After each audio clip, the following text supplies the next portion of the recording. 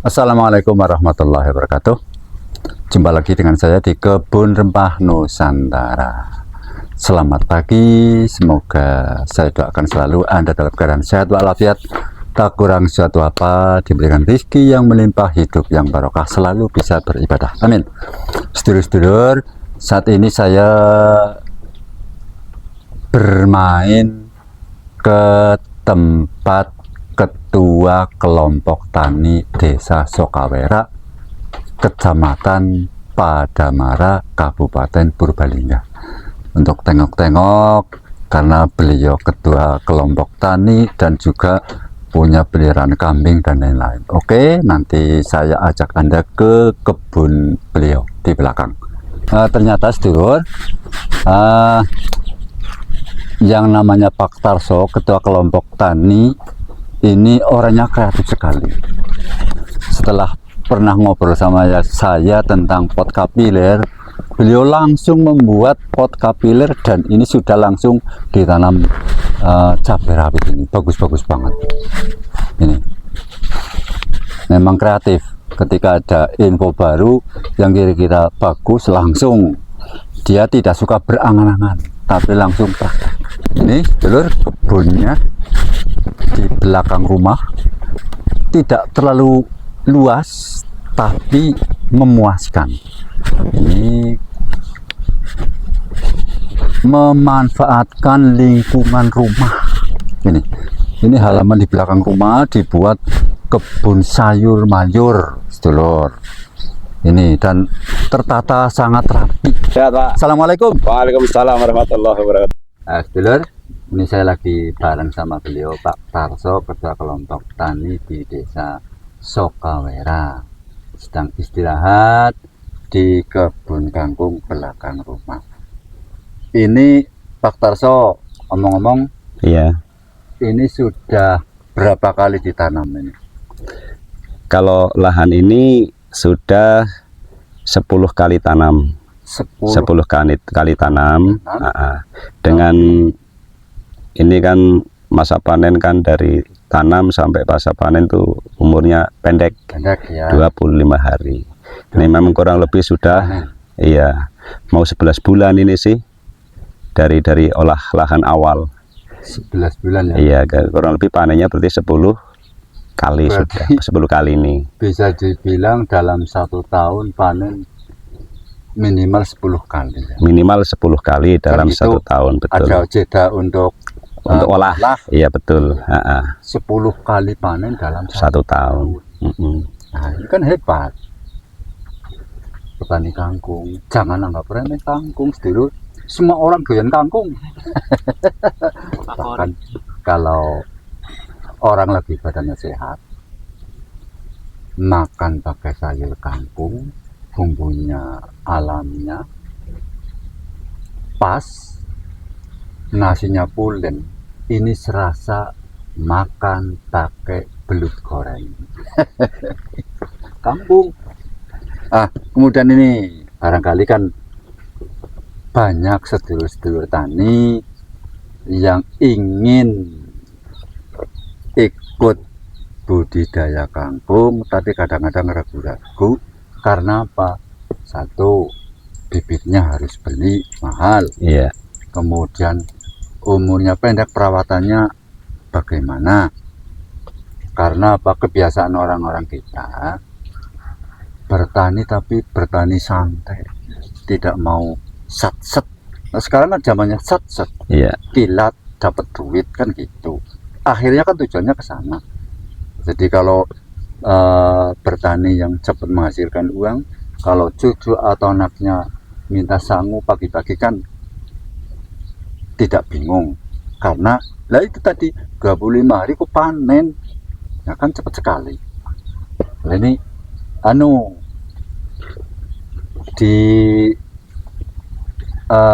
sampaikan tip-tipnya, triknya supaya sedulur-sedulur tani dimanapun berada ini punya gambaran pencerahan supaya bangkit untuk berkarya. Iya, oke. Terima kasih.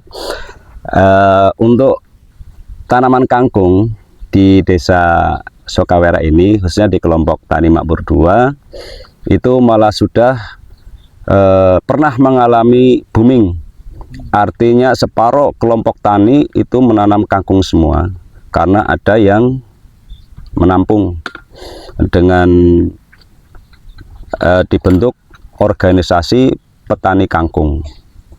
Nah, cuma petani memang perlu pembinaan bagaimana biar eksis terus. Cuma kadang-kadang petani itu merasa bosan. Dengan bosannya sebenarnya bukan di budidayanya, tapi petani kadang-kadang terbentur masalah harga jual.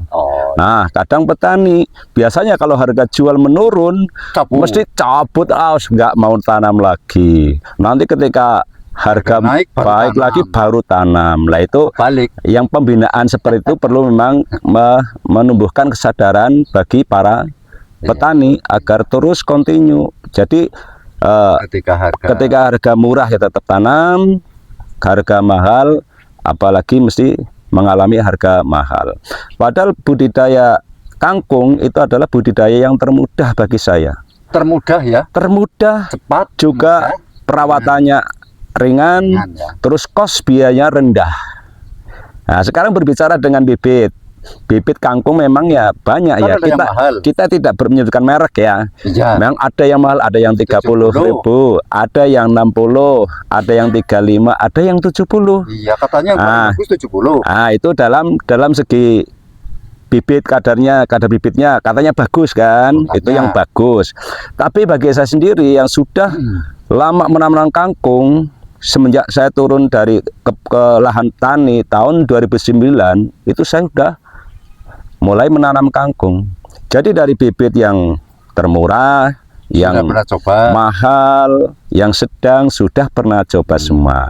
Nah, dalam perhitungan saya, petani adalah kita mencari kos termurah tapi dengan hasil yang standar.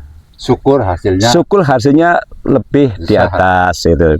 Tapi ya dengan bibit yang ternyata hasil jualnya baik yang mahal, yang murah, hasil jualnya itu harganya keluarnya di pasaran sama, ya? Sama itu harus jeli kita sebagai petani. Petani jangan mau dipermainkan. Kan gitu. Iya, artinya harus jeli lah gitu. Iya. Jeli mengamati bagaimana hasilnya dengan ini, kualitas ini, varietas ini, dengan bibit ini yang mahal dan yang murah, bagaimana diamati kan, kayak gitu. Saya potong dulu. Dari omongan yang baru sebentar ini ada 2 poin yang bisa kita ambil. Yang pertama tadi mengenai bibit. Bibit jangan tergiur hanya karena bibit harganya mahal. Ini begini. Sudah menjadi apa ya, yang mendoktrin juga siapa, tapi di masyarakat keliru. Membeli sesuatu itu yang dilihat bukan kualitas barangnya tapi harganya dulu.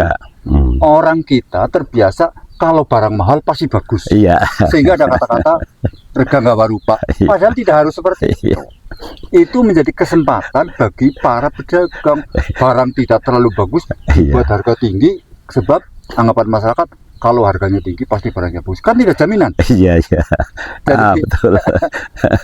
Pertama itu harga bibit kangkung. Kembali lagi, semahal apapun bibitnya, ketika ditanam tidak dengan perawatan yang bagus, mubazir. Betul sekali, betul kan sekali. Itu ya, betul. Yang kedua, walaupun bibit bukan katakan yang diunggulkan, tetapi ditanam dengan perawatan yang bagus, hasilnya tetap maksimal, kan gitu. Betul, ya betul. Nah, itu satu. Yang kedua, ini kan problem petani di mana-mana. Ketika berbicara tentang bibit tanaman, itu masalah. Karena apa? Kita kurang dididik untuk membuat bibit sendiri. Tidak ada akaran ke sana, kan? Betul. Tidak. Jadi semua bibit beli ke sana. Lah, petaninya bisanya apa? Mestinya pemerintah di sini bangkit. Ayo petani, latihan membuat bibit sendiri. Bibit ini. Sehingga kita tidak terlalu ketergantungan dengan bibit-bibit yang dijual di toko-toko untuk menekan kos petani supaya petaninya tidak selalu tekor. Itu 2 poin tentang bibit. Yo, dilanjut. Nah, sebenarnya itu benar sekali. Jadi petani arahannya ke depannya itu bagaimana menekan kos pertanian, termasuk salah satu jadi berbicara tentang bibit. Sementara ini memang sudah banyak pelatihan tentang pembibitan, tapi sementara ini baru di varietas padi. Padi pun itu petani baru dikenalkan, belum ke sana, belum ke dalamnya. Artinya baru diterangkan ini cara menanam untuk calon bibit dengan cara seperti ini. Sudah pernah dilaksanakan di kelompok saya juga. Itu dari 27 jenis. Dari 20 jenis juga dengan media atau bentuk tanaman yang berbeda-beda. Dengan jalurnya, ada yang ke utara, ada yang ke timur, pokoknya semua arah ada. Dicoba. Nah, cuma sebatas baru sampai di situ, belum sampai pada setelah dipanen. Ini cara menyortirnya bagaimana, cara nanti jadinya bibit apa, itu belum sampai ke situ.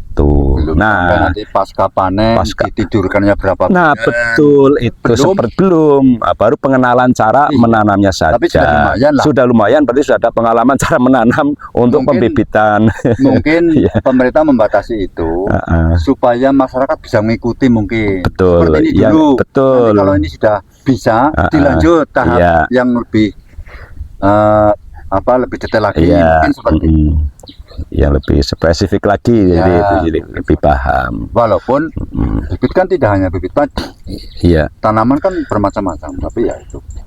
Cuma sekarang memang untuk bibit, berbicara Pak Bambang, ketika bibit sekarang ketika adanya bibit hibrida, nggak seperti petani dulu zaman eyang-eyang kita. Bibit turunan itu selalu jadi dilalah. Tapi bagus. Lah sekarang karena teknologi pertanian semakin maju, semakin berkembang, tentang bibit pun sekarang jadi problem juga. Ketika bibit turunan ternyata sekarang juga hasilnya kurang maksimal, itu seperti itu. Jadi mau ndak mau kita, jadi masalah bibit ngikuti anjuran Dinas Pertanian, cara memilih bibit yang unggul bagaimana di padi ataupun di jagung. Tapi kalau saya kangkung, tetap saya sudah mengamati secara spesifik, artinya spesifik dengan pengamatan, bibit ini tumbuhnya sama, ini dengan tumbuhnya sama, hasilnya juga sama. Jadi kalau saya kangkung tidak terpengaruh lagi dengan bibit yang harganya mahal, kayak gitu. Kalau kangkung masih berbicara tentang bibit, ada satu lingkaran yang tidak berujung. Dulu ketika kakek nenek orang tua kita bertani, contoh salah satu bibit jagung. Bibit jagung kan diambilkan jagung yang tua betul, kering, kemudian ditarang dulu ditarang. Di atas pawon. Tahun-tahun enggak pawon. Dapur yang pakai suluh. Tunggu dari tanah dulu. Di atas pawon. Berbulan-bulan. Betul. Tidak masalah. Nah, kemudian ketika ditanam bagus sekali. Dan turunannya bisa ditanam lagi. Betul. Artinya apa? Dengan bibit yang dibuat sistem orang dulu, itu kan bibit betul-betul tua, betul-betul matang, sehingga turunannya pun bisa untuk bibit lagi. Nah, dengan keluarnya bibit-bibit hybrid yang sekarang, kita ketika megang contoh bibit hybrid jagung, kan lembek, kecil-kecil, dan itu baru, ada masa kedaluarsanya, kan? Betul. Artinya apa? Mungkin itu secara perhitungan usia itu tidak terlalu tua, sama saja dengan masih muda punya keturunan, keturunannya seperti apa? Nah, itu menjadi lingkaran yang tidak berujung. Iya. Itu dipakai mau tidak mau petani digiring untuk beli bibit. Iya. Bibit terus. Iya kan? Iya, betul. Sehingga apa? Memang pabrik mengelola bibit diuntungkan karena bibitnya laku terus. Tapi petani selalu di bawah terus. Iya. Tidak pernah bisa bangkit. Itu kecuali petani pun diajak, ayo pelatihan buat bibit. Itu nanti bisa cair. Tapi kalau selalu seperti itu, ya itu lingkaran yang tidak ada ujungnya. Selalu begitu. Nah, ini kan berarti caranya tugas-tugas bagi mereka-mereka beliau yang paham dengan tentang itu. Makanya kita petani sebenarnya kepengennya mengarahnya ke situ. Jadi ketika ada pembinaan, kepengennya secara tuntas. Akhirnya dari A sampai Z kepengennya seperti itu, dikawal, bukan pengawalannya, pembukaan, iya, terus seremonial, iya. Banyak pengawalannya itu secara terus menerus dari A sampai Z selesai. Iya. Jadi mau ndak mau, nah itu nanti tergantung petaninya. Artinya petani mau berdikari, mau beritikat, memperbaiki hasil pertanian, memperbaiki kesejahteraan pribadi, itu tergantung petani masing-masing kembali. Oke, kayak gitu. Maaf, ini ya. Kalau kita berbicara secara luas, wah, nggak ada habisnya ya. Satu nggak ada habis. Iya. Nah, terus kita tidak mampu. Iya, hanya betul, berdua. Betul. Kita harus melibatkan lintas sektor. Iya. Ada dinas perindustrian, dinas perdagangan, kemudian dinas pertanian dan lain-lain. Itu baru bisa bisa menemukan solusi lah ya, solusi ya. Tapi kalau kita kan ya hanya omong-omong ya. Orang di bawah kan ikuti yang di atas kan gitu. Iya. Oke, dilanjut Pak Tarso. Iya. Ini pasti banyak orang ingin belajar tanam kangkung. Ini saya lihat sudah diberi lubang tanam. Jaraknya kira-kira? Jaraknya sekitar 7 kali 7. 7 kali 7 ya. Iya. Ini medianya ini Mas, saya dibantu dengan media ini. Sebenarnya kita dipanja langsung tidak masalah. Ya, kalau cuman lurus ya. Kalau bisa lurus, cuman ini media bantu saja, digurat lah ya. Ini ya. Contoh seperti digurat ya, seperti inilah. Ya. Nah, digurat, ceras, ini kan lurus. Ya. Nah, kita jarak ininya tinggal mengikuti memasang tugalnya ya. Betul, sampai tugal, ketika tugal itu kita penak gitu loh, mudah gitu loh. Nah. lurus. Nah, iya. Jaraknya sama 7 kali 7. Jadi setelah digurat lurus baru ditugal. Betul. Nah, tinggal keterampilan, kecepatan, iya. Memasang tugalnya. Iya, betul. Nah, setelah itu ini kan tanahnya kering. Ya. Berarti disiram lembut ya. Setelah jadi bedengan. Ya. Sudah bedengan rapi. Kita baru siram dulu, baru digurat. Ya. Baru digurat, baru susulan ditugal. Dengan apa tujuan? Ketika tanah kering ditugal pasti masuk lagi ke lubang. Seperti itu. Iya. Ini juga teori. Kalau tidak tahu teori juga nanti kita susah. Iya. Berulang kali gitu loh. Ini teori teknik. Ini adanya di dalam praktek. Lah betul, iya betul. Nah, kemudian satu lubang. Ini berapa biji? Sebenarnya satu lubang itu kita mau memberikan ini satu lubang 4 biji, 5 biji tidak masalah. Bahkan ada 6 biji tidak masalah. Cuma untuk standarnya dengan jarak seperti ini 3. Satu lubang 3. Dengan tujuan nanti untuk pertumbuhannya itu maksimal. Berarti ini batangnya ya rata batangnya. Ketika batang rata, otomatis nanti hasil panennya juga lebih banyak. Kan misalnya yang tidak subur harus sampai 20, karena gede-gede cukup 15 atau 17 kan gitu. Betul, seperti itu. Cara perawatannya dari mudah. Masa tanam sampai tumbuh berapa hari? Nah, dari masa tanam kita tanam ini ya, berarti 3 hari nanti mulai tumbuh. 4 harinya nanti tumbuh secara keseluruhan. Merata, brol semua, cara orang Jawa ya brol ya, brol semua gitu. Kelihatannya masalah remeh. Iya. Menanam sampai tumbuh. Betul. Tapi bagi orang-orang seusia saya yang sudah lanjut, sudah 60 ke sana, apalagi yang sudah pada pensiun, dengan menanam bibit kangkung, sore-sore menaruh atau pagi-pagi, besok pagi untuk ditanam. Oh belum. Iya. Pagi-pagi ditengok lagi, ketika tumbuh kangkungnya baru 3 hari, rasanya sudah Senang sekali. senang. Iya. Itu refreshing dan apa namanya, itu betul-betul terapi bagi orang-orang tua. Melihat tanamannya tumbuh itu sudah terapi yang sangat bagus. Betul. Mengurangi stres. Iya. Lah, di samping manfaat dari hasilnya, juga kita manfaat di luar itu Betul. untuk refreshing. Betul. Maka bagi para sedulur-sedulur yang sudah purna tugas, misalnya punya halaman sedikit, ya untuk hiburan ditanami seperti ini boleh, sambil hiburan dengan ibunya, dengan cucunya, sore-sore ngomong cucu sambil melihat tanaman, kan enak.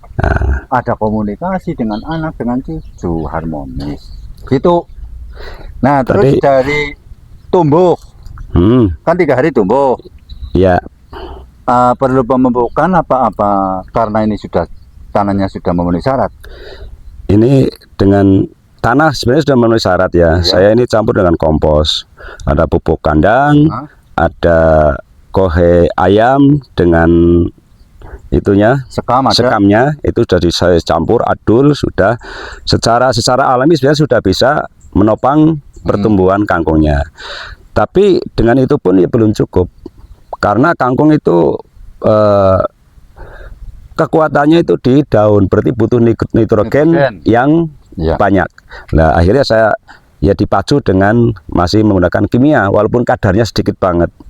Masih ada, berarti umur 10 hari saya tabur dengan urea.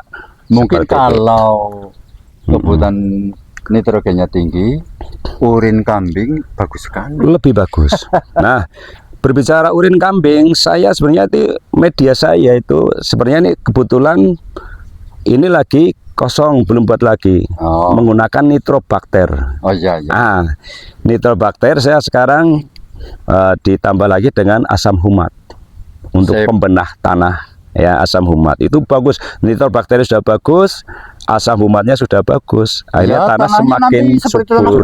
Betul sekali itu. Nah itu kalau tidak punya nitrobakter, pakai urin kambing juga tidak masalah.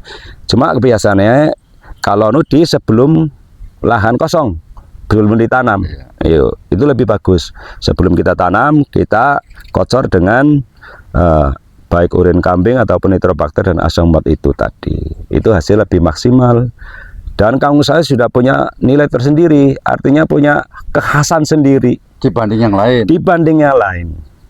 Dengan penggunaan nitrobakter punya khas sendiri, baik di lingkungan desa sini, di pasar sudah menjadi ciri khas kangkung tanaman saya. Tapi kualitasnya beda, kayak gitu. Sama wujudnya sama. Ketika diolah masak rasanya beda juga, wujudnya itu beda kayak gitu loh. Dan itu pasti kalau ditimbang bobotnya pun beda. Itu kalau ditimbang, kok dilala nggak ditimbang karena untingan ikatan. Ini usia ini sama, tiga bedeng ini ada tunggak kelapa, berarti tadinya sini kan ya Allah, lahan yang berbicara lahan ini, lahan yang mungkin kalau bukan itikat males. Saya sebagai kelompok tani harus bisa berbuat, memberi contoh. Ya. Apalagi kelompok tani juga saya PPL Swadaya nasional. Nah, tuh PPL Swadaya tingkat PPL Swadaya ini tingkatnya sudah nasional. Cuma ya karena memang kita bergeraknya di dalam, jadi nggak kelihatan. Iya. Nah, seperti itu. Tapi kan bukan itu yang penting. Bukan itu ya. Yang penting prakteknya. Betul. 12 hari kemudian yang ini sudah 20-an ya. 22 lebih ya. Siap panen ini. Iya. 22 sama ini. Ini di bawahnya lagi. Ini sudah 20-an. Iya. Iya. Ini kan sudah siap panen ini ya. Besok dipanen juga ini sudah 3 bedeng. Mau praktek cabut? Olah nanti gampang. Kok ada yang istimewa. Iya. Ini, Ah, ini. biasane nek Iya. wong dhisit, Pak. Ki basane campuran. Wong dhisit sih ana tanduran bulen nih. Betul. Jere apik, Pak. Ya, Ora apa baik. Ki wong Banyumas cabe, tembakau, pasti Pasti ada. sing sehat, ini boleh sehat. Ya, ini dulur. Ini sih entah mitos, Nah, entah ini apa, pasti tapi betul. ternyata di lapangan memang seperti Seperti itu. itu. Ternyata tahu semua ya. Tahu. Masalah seperti itu tahu lah. Iya. Ini media ini kalau musim terang saya harus Siap air. air. Karena belum ada alat yang lebih mendukung. Artinya kita ini saya punya ya mesin pompa lah. Nah, ini bertahap. Orang harus itikadnya bertahap tapi kesampaian gitu aja. Ya kan? Iya. Sementara masih manual ya. Manual dulu. Nah, Oke. mengarahnya ke situ. Siram-siram. Teknologi yang lebih bagus itu loh. Oke, sedulur, Anda bisa melihat tanaman kangkung yang istimewa ini ternyata karena pengolahan, kemudian pemupukan yang tepat, kemudian lengkap pupuknya, artinya organik tapi lengkap, dan ada sedikit tambahan pupuk kimia, tapi hanya prosentasenya hanya paling berapa? Ya perbandingan 5%, sekitar 5-10 tok. 5-10% ya. Iya, 5-10%. Nah, dengan cara seperti itu menghasilkan kangkung yang berkualitas dan punya ciri khas rasa Betul. dibanding dengan kangkung-kangkung yang lain. Oke, saya kira itu sedulur-sedulur, mudah-mudahan bermanfaat untuk panjenengan semua. Ayo bangkit, manfaatkan lahan di lingkungan rumah panjenengan untuk bercocok tanam. Terserah sesuai dengan hobi Anda masing-masing. Matur nuwun Pak Tarso, Sama-sama. mudah-mudahan ilmunya bermanfaat Amin, amin. menjadi ibadah. Amin, amin, amin. Amin.